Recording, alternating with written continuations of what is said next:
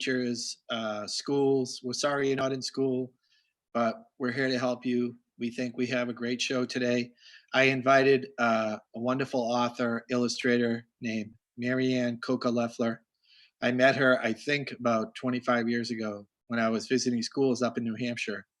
Either I was talking to first and second grade, or she was talking to third grade, or something like that. We end up in the same place, and I stayed in touch a little. And when I invited her on, I was thrilled that she would come on. She doesn't know this story, but I thought this would be a great story that you kids, Uh-oh. what, that you kids might No, want to. I can't wait to hear it. When I, when I, this was before I was with Scholastic. So before I was ever had a book published with Scholastic.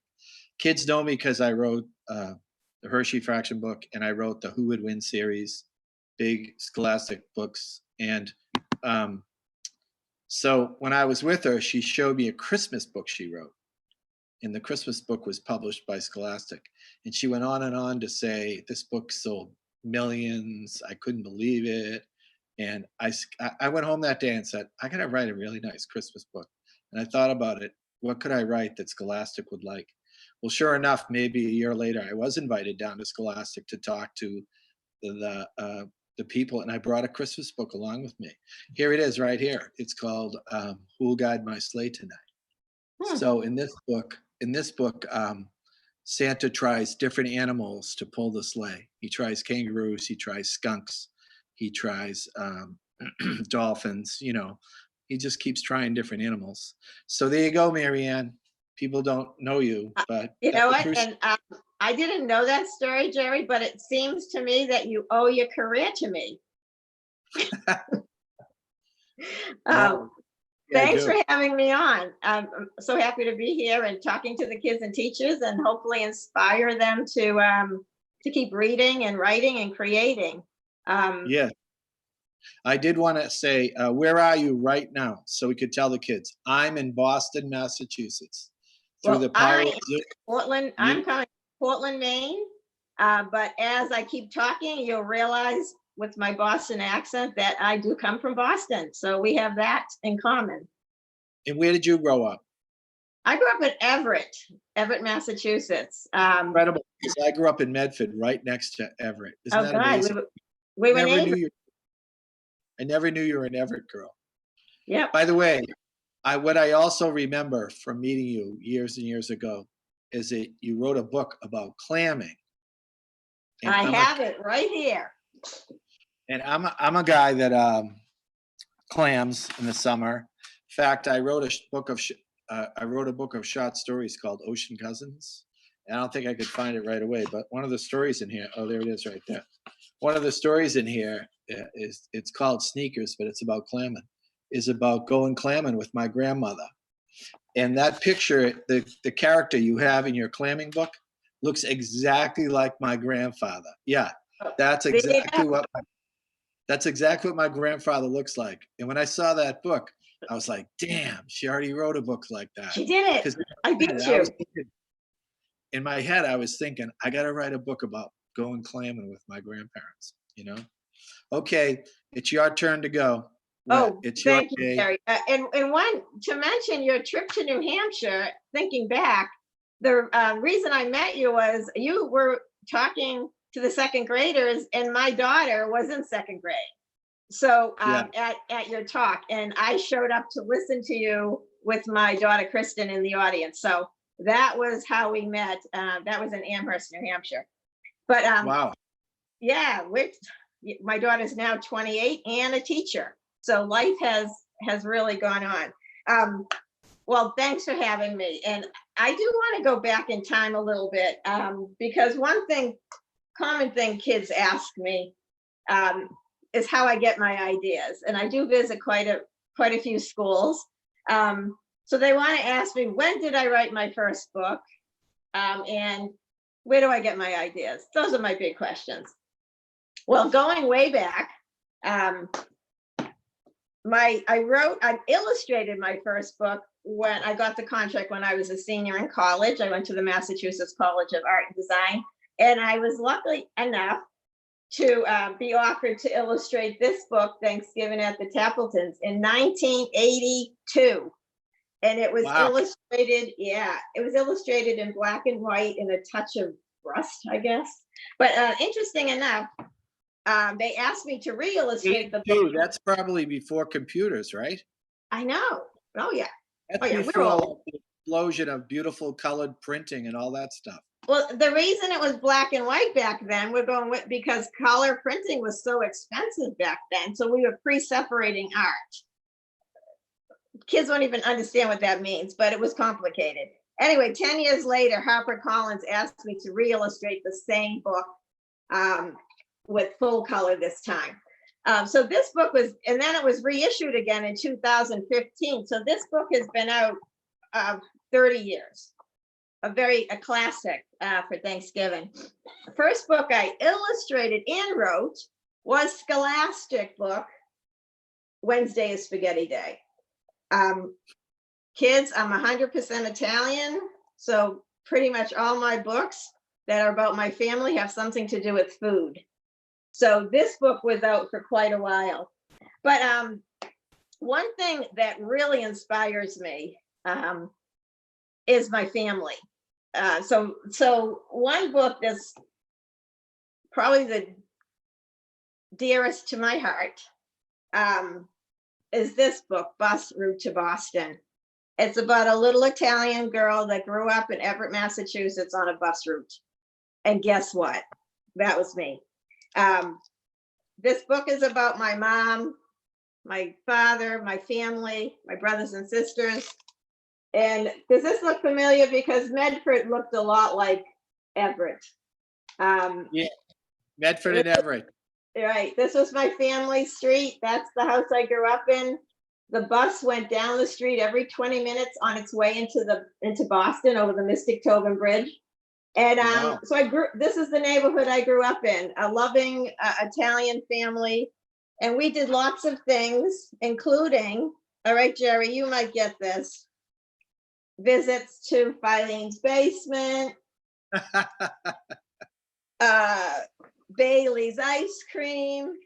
Who could forget Filene's basement or That's Bailey's? for sure. And of course, shopping in the North End. So inspiration comes for those kids out there who would love to write and illustrate their own books. Inspiration comes from your own life and your own family. Even if you don't think you have a story, you have a story. And sometimes you don't have to go as far as your house to come up with ideas. So this is one book that's real special because my parents are now both gone, and it's a treasure to pass on throughout the family. And as Jerry mentioned, another book based on my Italian family is Clams All Year. We spent our summers in Nantasket Beach and Hull, and we did a lot of clam digging. You were from Everett, one town away, and then you went to Right. Hull, but I went to Situate, which is 2 towns from Hull. Jerry, we were so close. Clams. Yeah. It's funny. End up with the same jobs. Wow. Yeah, we all have the same childhood, I'm afraid. But anyway, this is another book about my family. I told you everything has to do with food. There you go. The clams, the spaghetti. This, of course, is another treasure for my family anyway. And it inspires kids to write about their own memories, summer memories. So that is one that I think inspires kids. But coming up to other ideas, many ideas come from people I meet along the way. And Jerry, I know we meet lots of people, but one special person was a principal that my children went to the Lyndhurst School in Saugus, Massachusetts. And there was a principal there. His name was Mr. Tannen. If Mr. Tannen's watching, I'm talking about you. Well, Mr. Tannen wore crazy ties. Every day he had a different tie. If the Red Sox were playing, he had his Red Sox tie. If they were serving hot dogs or pizza in the cafeteria, he has his pizza tie. So when I met him, I said, do you mind if I write a book about you? And he said, yeah, great, and I said, can I use your name? And he said, absolutely. Well, it's a character I created based on a real person. By Yeah. the way, Mr. Tannen is a retired principal now. But I love the cover. I pardon? love the cover. I love how you did the words with ties. With the ties, yeah. Well, as an author and as a writer, for all you kids out there, you don't have to stick to what is real. That's one thing about being an author is you can exaggerate things, you can make up stuff. So though this book was inspired by a real person, the stories became my own. I created what was going on because we have to create tension. So in this book, the superintendent of schools doesn't like the idea that Mr. Tannen's wearing ties, so he causes trouble. But in the end, Mr. Tannen's love of ties changes the whole community.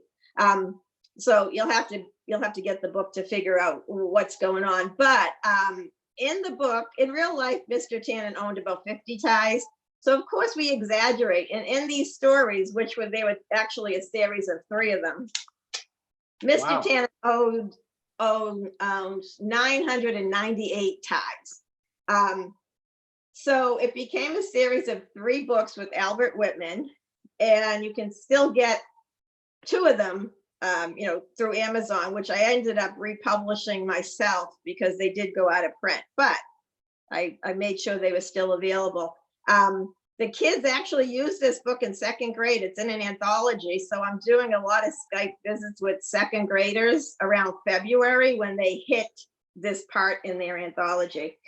So that's an example of just meeting someone that ends up inspiring me to create a story.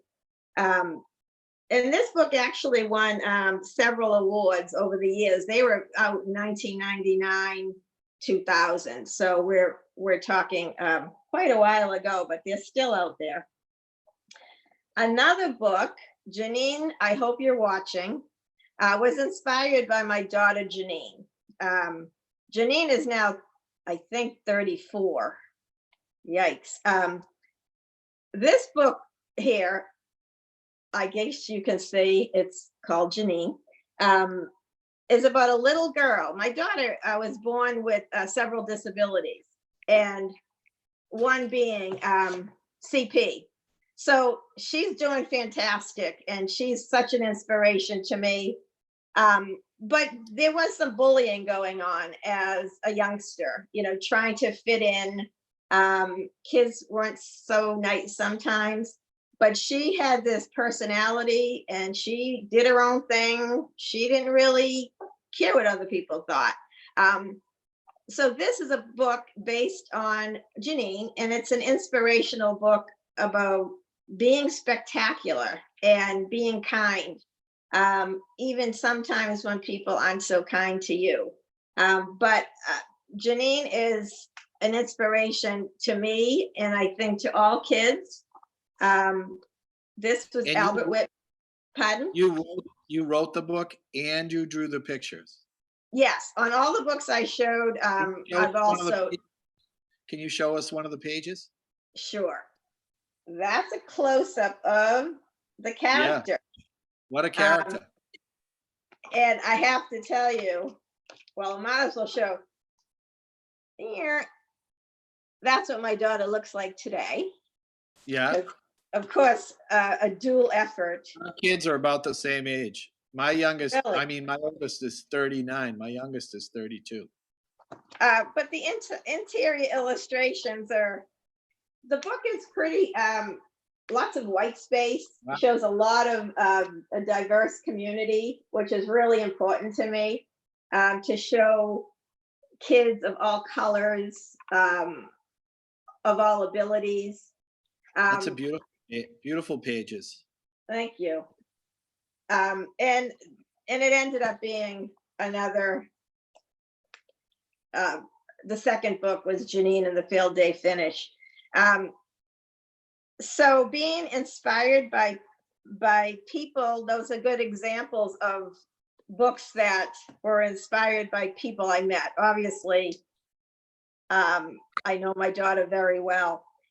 She's also impacted my life in that I am a disability advocate because of helping her navigate through life. And the book I just sold, which I can't show you because it's not out yet, it's called I Want to Go to School Too. I just sold that to Albert Whitman as well. And it's nonfiction. It's about something that most people don't know is that kids with disabilities weren't allowed to go to school before 1970.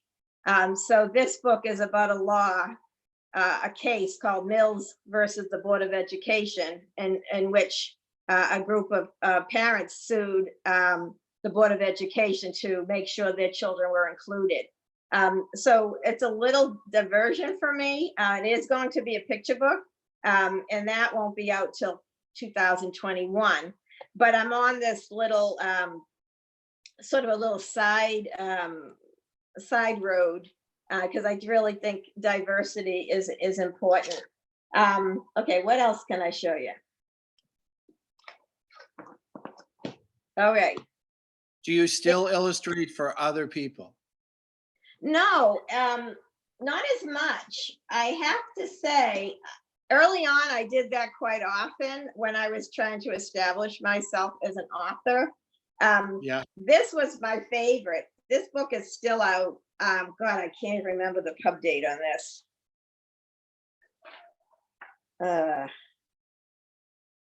Wow, this was 1994.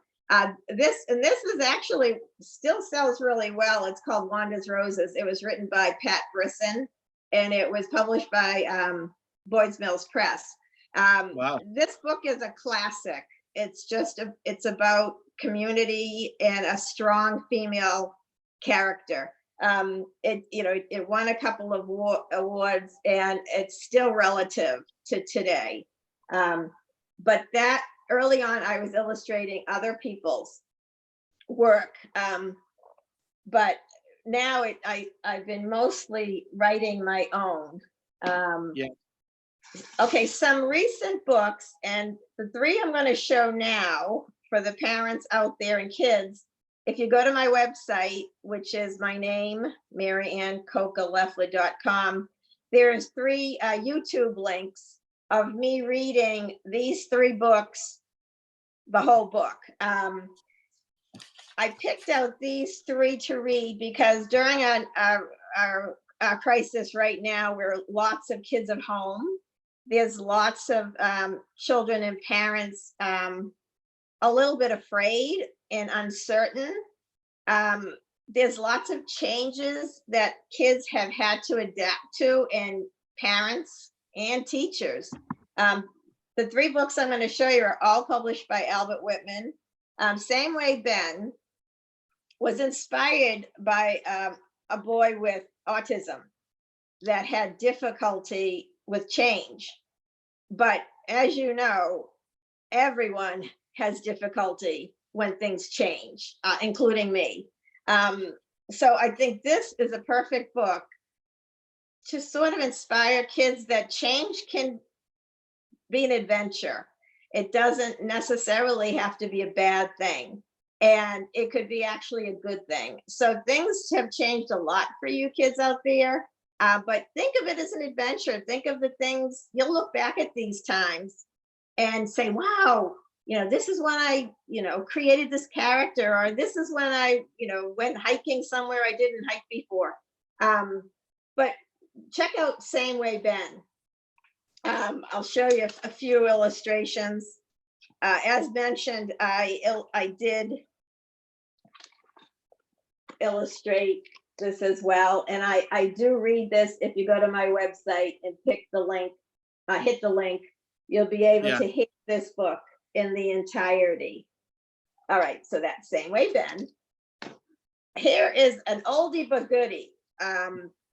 This book is about bravery, and as I told the kids in my video, Now, do you think of these books? You thought of these books yourself? Yes. Well, this one has sort of a bittersweet story of where the idea came for in this one, which I'll tell you. We're going way back. This was published in 2002. As you might remember, September 11th happened in 2001, correct? Yeah.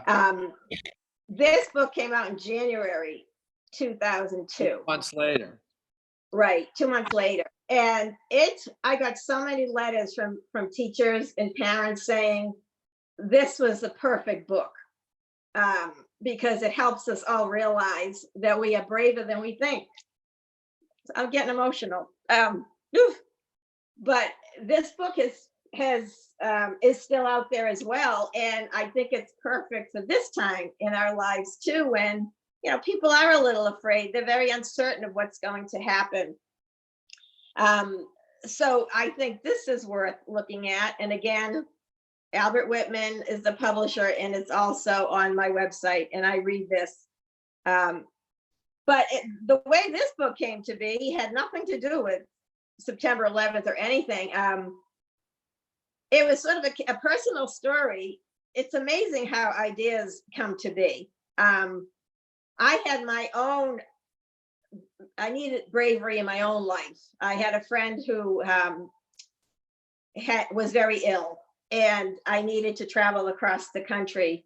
I didn't need to, but I traveled across the country to be with her during a big event.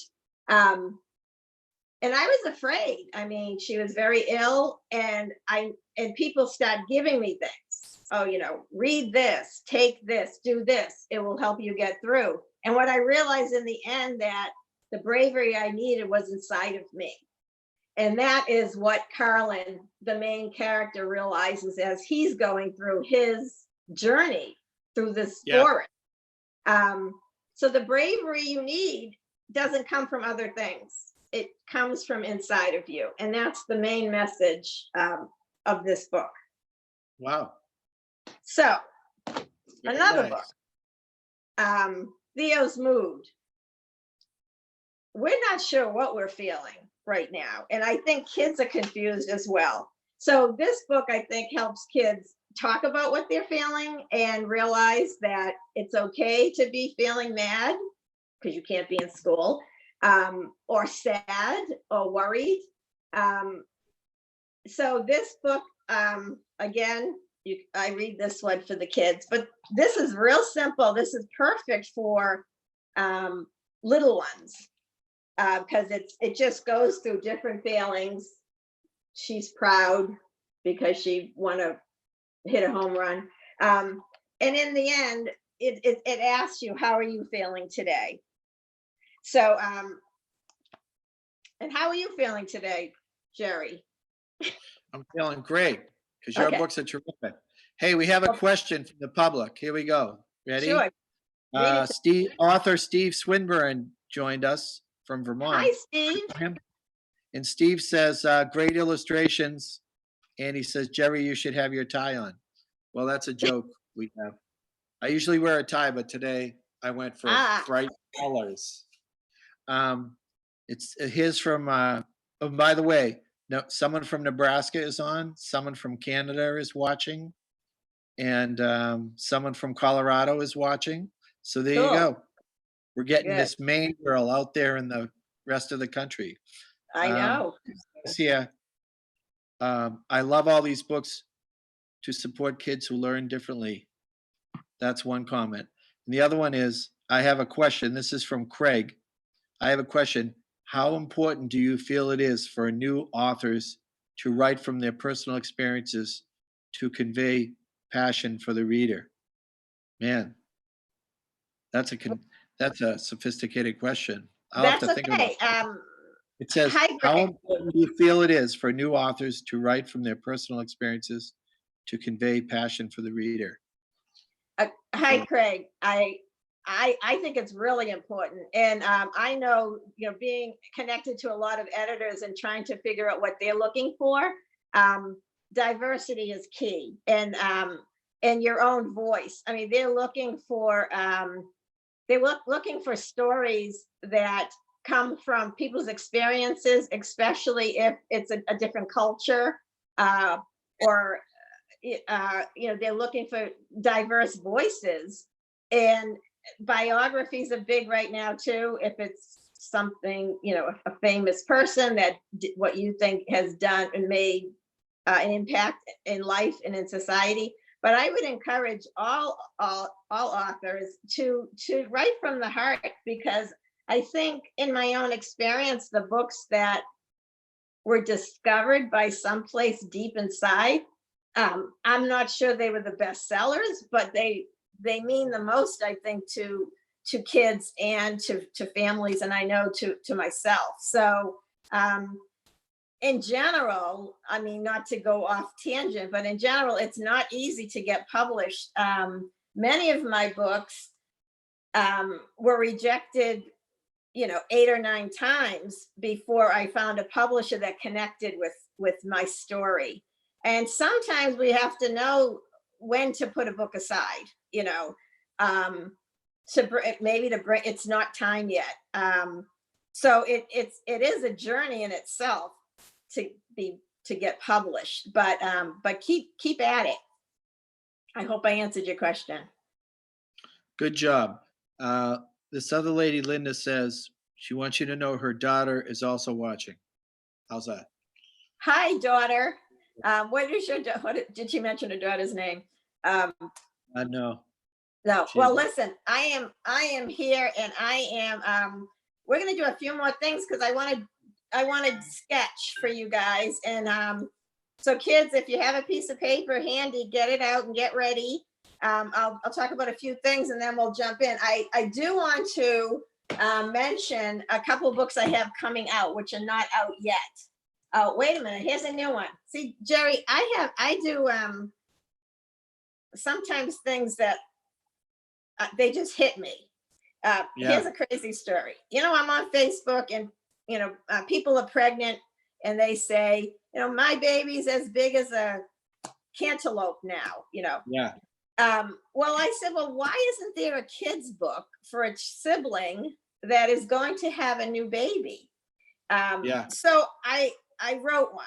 I put this thing together and I made a dummy, and it's called How Big Is Baby Now?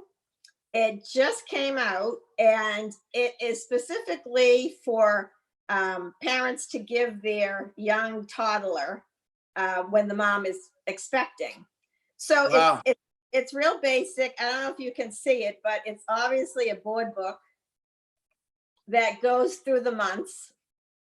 And I won't read the whole thing, but it's basically, our family is having a baby. The baby grows and grows. Every month I ask, how big is baby now?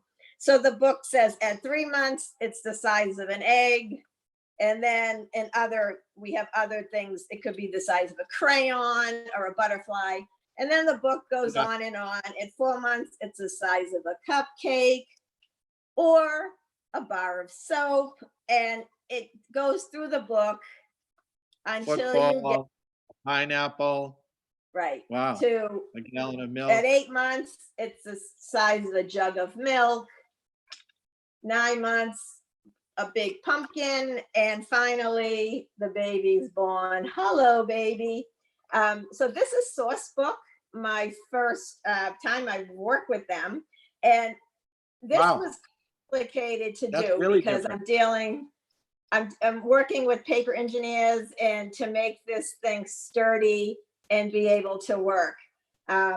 So this was sort of cool, so different, but I had this idea that needed to be done, and we figured it out. Okay, Jerry, you asked me before, do I illustrate for other people? Well, this is the first time the reverse is happening. This book is coming out in August. It's called The Belonging Tree. It's going to be published by Christy Ottaviano Books at Henry Holt. And this is the first time it's a book I wrote and someone else illustrated. Her name is good for you. Yeah, this is great. I was so busy, and they said they wanted it, and they said, we like this Christine Lombardi. And Christina and I collaborated on this book. It's about a perfect timing. It's about, we all belong no matter what. I just love what she did with the characters and the illustrations. It's just gorgeous. Yeah. So this book comes out in August, and I think you will love it. It's called The Belonging Tree, which I wrote and Christine illustrated. Okay. It's funny to say that. So my guys that have illustrated for me, David Rodricki, Ralph Masiello, Edgar Stewart, Tom Leonard, they complain, well, I can only do one book a year, or I can only do 2 books a year. And I say to them, why don't you hire someone to draw some of your stories, And they look at me like there's something wrong with me. But I said, why don't you just hire someone? So you did it. Congratulations. That was a good move. Well, I did. And you know what, Jerry, that decision was not easy. But I really wanted this story out there. And I happened to be working on 2 other books, and the timing was right. And when my editor, Christy, suggested it, I paused. And then I said, why not? I'll be able to, do more books and get the story out. And I'm not getting any younger. I don't really want to illustrate 3 books a year. And I was working on this one, which I did illustrate. This is called The Power of Yet.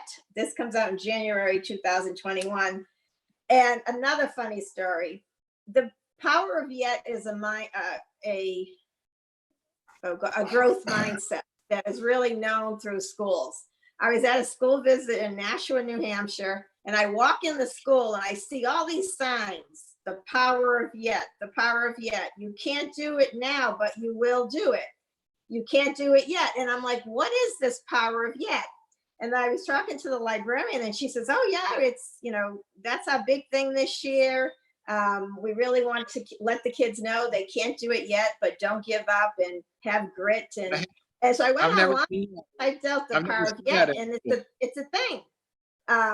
But there's no books about it. So I saw the opportunity, and I wrote a dummy, sent it out, and this book will be out by Abrams, Appleseeds, Abram Kids Books in January. And I love my little pig character. And I don't have him because I just have the cover, sorry. But there is. Well, he's on the cover. Pig. There's the cover. I don't have the book yet. I just have the cover to show. Yeah. But there you go. That's funny. Ready, set, yet. That's pretty funny. On the back, it says ready, set, yet. The power of yet. Okay. I am going to, maybe we'll wrap up with the drawing. What do you think? Sure. Okay. Well, kids. When you're done, I'll show a couple things to the kids that I'm working on. Perfect. All right. Last book, Rain Brings Frogs, A Little Book of Hope. Another perfect one. This is for really young kids. And, we have to be hopeful. So I'm going to draw a frog. And if you want to follow along, fine. If you don't worry. But I just want to encourage kids, read, create, draw, and I want you to do your own thing. And when you're drawing, think, this is going to be hard for me to do this. I should have had an easel, but think of drawings as putting shapes together. I'll show you what I mean. We're going to draw a frog. We're going to try to draw a frog. I'm going to use my here. There we go. Can you see me? Yes. All right. So we're going to start with we're going to start with, looks like a upside down U. All right. So then on top of the U, you're going to draw 2 circles. Easy peasy. In the middle of the circle, draw 2 dots. So as you can see, that's probably the eye. All right, we're doing a happy frog here. Got that? So, Jerry, you're drawing along with me? All right, so that's sort of a frog body. And then we're going to draw 2 legs sort of sticking out. And notice how they're like this sort of the same size. And then you're gonna go near toes. Okay, so then he needs some front feet. So it's basically just 4 lines. I'm drawing this at an angle, so who knows what it's gonna be. And then we're gonna add little web feet for there. Okay, so we need a baseline that this frog is sitting on. So you're just gonna connect that. So far, so good. All right, then you can go and decorate it. Oops. All right, we're gonna, just for today, he normally doesn't wear a tie, but since we're so big with ties, we're gonna make a little tie on this frog. Some dots. All right, we have to, he's sitting on something. We're gonna say that's a lily pad.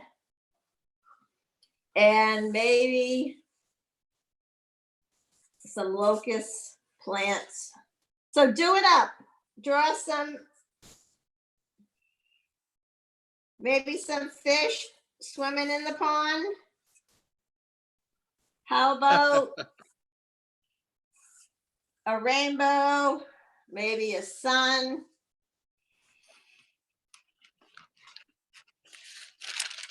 Some seashells. I'm not sure seashells would be in a pond, but okay, there you go. There's our frog with a tie on. How'd I do?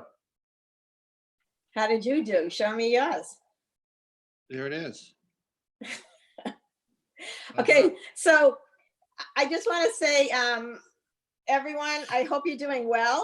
I hope you continue to read and create your own stories, and keep in touch with me. I'm around. My website is MaryannCocca-Leffler.com, and you could get me my Facebook link and my Instagram link, and my tweeting link is in there.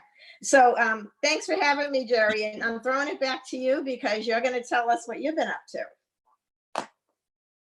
Right? Well, I have a series called Who Would Win. I'm going to show a new one in a minute. Hey, the team back there, Mary Alice and Jamie, I'm going to try my screen, okay? And we'll see if we can do this. I'm not sure I can do it, okay? So let's see. I was going to show, yeah, there it is. I have to go up here. Hold on. Jerry, you're frozen in time, I think. Yeah. Does that, what is that showing? Is that showing? I see you frozen, but that's technology. All right, hold on. I can take over the show any minute. No, it's okay. I just showed my screen, Mary Alice. Is it showing? I don't hear them. Oh, that's okay. Jerry, it's not showing. You're frozen. I'm frozen. How could I show it then? Well, let me get out of there. How's that? Am I back on? Nope. Am I back on? No? Jerry, you know what you could do if you wanted to go out and come back into the call? And we're pretty sure. No, I think it's right here. Here I am. Am I right there? I see myself. Am I right there? All right, I'm going to hop No. on real quick. Jerry, we can see you, but your video's frozen. So if we want to just go ahead and close out, and if you want to share, I'm really bummed because I wanted to see your frog. But unless you want to try to go out of the Zoom and hop back in, All Maryann, right, I'll go if out you and come don't- back in, right? Perfect. Maryann, if you want to keep talk talking, to I'll us, go out. perfect. I can All right, tell you want me Yeah, to do end you it? Sorry wanna- about that. Kind of how quickly it takes for you to illustrate a typical page? Like, is this something that, I know you did something on the fly right now, but when you are doing your own illustrations for your book, how long is that process? And maybe talk us through that if that's okay. Sure, no problem. It's longer than people think. I like to give myself at least 6 months to do the illustrations on a book, and it depends on the complication of the book. Something like Bus Route to Boston took me almost 9 months to make the illustrations for that book because they were so complicated. And there was I don't work digitally, so an illustration like that, where there's so much going on, a painting would take me, a week to do one. And then, of course, there is time to do sketches, the time to do finishes, and then it takes a year for the book to be printed. So the book I'm working on now won't be out till, I think, January of 2022. So it takes about a year from when I end the book for it to be published. So yes, illustration part is time consuming, the part I love, but in order to do, 2 books a year, it's a lot. But some people work quicker than I do. I can just talk from my own experience. But Yeah, that's really interesting because you think that it's something with you naturally just being able to do the illustrations, but you probably go through such a series of like, which one do I like? A little bit off here, a little bit like the perfectionist of which, illustration works best for what I'm trying to convey. But Susan Hutchins asked a fantastic question. When you first begin your book, do you start with illustrations or do you start with the words first? that is a great question. Again, the funny thing was, on a book like this way back, I drew this character first, and I happened to be visiting an editor, and she pointed to my portfolio and said, "That I love that cat. Write a story about that cat." So that was one of the first times that the character came first, and then I drew a story about the character. But most of the time, the story comes first. And I'm going to reach into my bag. Oh, gosh. Okay, here you go. The story comes first, usually. In order for me to sell a book, I have to send an editor a dummy. And, I make my own little dummies. So this was the dummy for the book Janine. And I made several of these little dummies. I just did them in black and white, stuck them in my printer, sewed the book together. And I sent this book just like this in an envelope to many publishers. As I said, this was rejected, I think, about 7 times. I think I was ahead of the curve on this diversity with disabilities thing. But in any case, I didn't stray much from this original dummy, which I always love to show the kids. But that's how I work. Now I send PDF dummies to publishers, and they'll be able to see the book in a PDF format. And then they either like it or they don't like it, so you get a rejection, or they may ask you to fine tune it. And just the process of selling a book could take a year. So that's basically how I work. I can't remember what the question was. Did I answer it? Absolutely. And it looks like Jerry's back on. Hey, Jerry, I'm where have you been? I got it on my phone. I'm sorry. I don't know what happened there. When I clicked on screen, I lost it. So I was going to show the kids this. They asked me what I was working on, So there it is right there. Do it this way. Who would There you win? go. Who would Who would win? win? Ultimate Shark Rumble. So that book's done. It's printed. There it is right there. It's printed. No, it's not printed. It'll be printed August 1st. In July, it'll be printed. Then it'll go to the warehouse. Hopefully everyone will be back working then. But there's a book I'm working on right now. And here's a manuscript I just got back. I just got back from my editor. My printer has green paper, but I'm working on a book called Walrus versus Elephant Seal. So if you wonder what it looks like when I got it back, there it is. I got it back. The book looks like that. But I didn't say much. You did a terrific job, Maryann. And Oh, thank you. I think we had a great day. And I want to thank everybody for watching. I'm sorry about the technical difficulties. Teachers, it's nice to See you all out there. Thanks for tuning in. I don't know if there was any more questions. I'll just check one more thing. It says, it says, Jerry, I wish you made more books like Janine. How's that? Is that pretty good? And I Well, wanted to thank say you, everybody. bye to people. Many, as you know, Jerry, many school visits. We both do school visits, and of course, they were all canceled this spring. So Yep. we're hoping to get back in school soon to see these kids in person. But in the meantime, touch base with us. We'll be happy to answer you and hopefully visit you real soon. So thanks so much for Thank you. having me, Jerry. Thank you, Mary Alice and Maryann. Jeannie in the background. Thank you, Mary Ann, for coming Oh, on. okay. Bye. Bye, kids. Bye, everyone. Thank you.